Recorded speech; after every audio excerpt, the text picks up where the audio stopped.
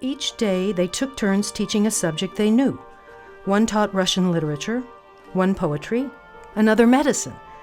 Hinda taught French. Frau Schmidt taught a valuable lesson.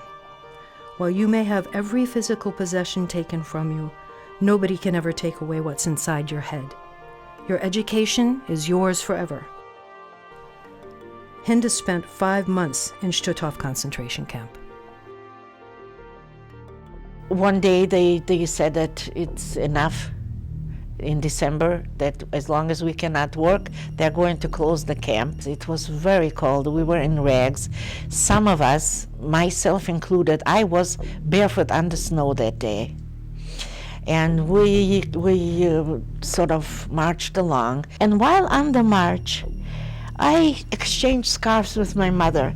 I want you to see that this was issue of the concentration camp of Stutthof, issued to my mother in 1944 when we got to Stutthof.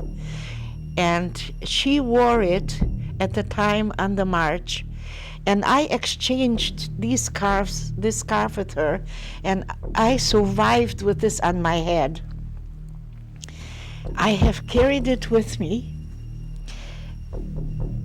for 51 years now. The snow was so high up to the knees, so everybody sort of trudged into the woods. And there was a little clearing not too far away, and we all sort of gathered.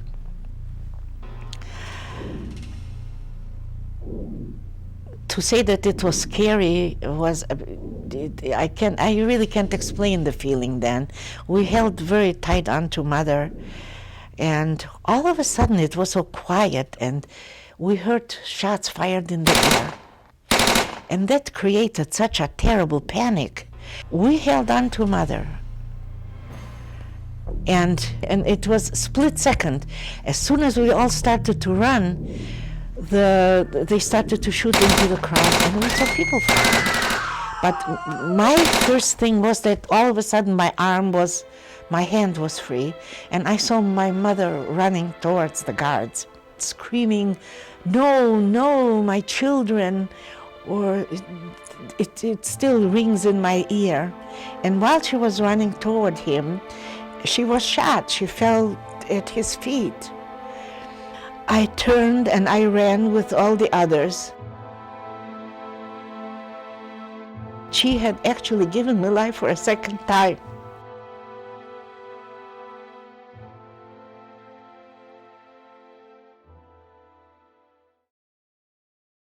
Just one day after her mother was murdered, Hinda and her sister were liberated by Allied Soviet troops. Hinda's mother, Geshe, was only 49. The war in Europe was over with Germany's unconditional surrender in May 1945. It is estimated that over 90% of Lithuania's Jews were killed. Till today, this is a little, I should call it a little holy place, without graves, out in the open on the snow, where these women stayed. I don't know what happened, if they were ever buried.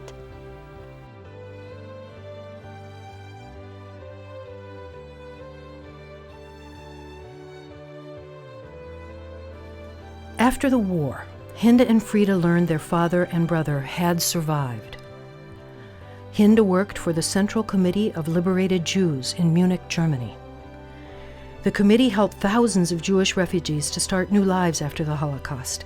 At a time when few women held powerful jobs, Hinda was the only woman on the staff. She worked with the United Nations, the Red Cross, and military governments. Hinda's work took her to many parts of Europe.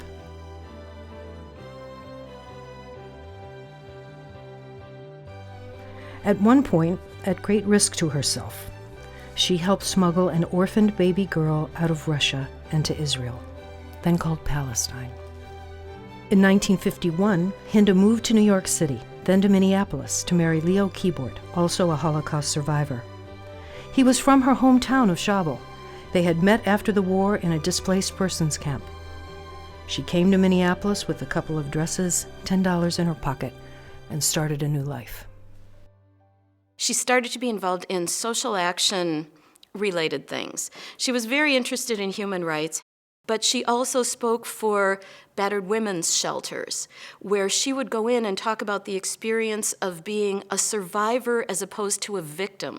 When you see somebody else whose rights are being trampled, somebody who's being bullied, somebody who isn't being treated fairly, you need to be the one to stand up and say something. It's really important for all of us to support one another's rights, because really when you support somebody else's rights, you're really supporting your own. I learned so much from her about human rights, being Jewish, being educated, being literate, what would happen if you lose your dignity, how people could insult you, and you could still just keep going and it didn't matter. She was a great role model in so many ways. Holocaust deniers are, I have a hard time understanding people that think they can rewrite history, any history.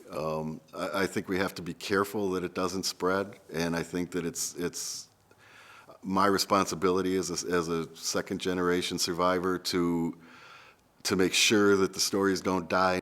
I don't think it's any coincidence that I am professionally, my career is in human rights. I think what my grandmother would want people to get from her story, and just for all people to believe, is that we have a responsibility not just to remember what happened, but to take action. We need to fix this world. We need to advocate for human rights, whether it's something that directly affects us or someone across the world. We all have an obligation to do something about it and to make this world a better place than when we first got here. And we don't want this to happen in this state because it is inhumane and it is a lie.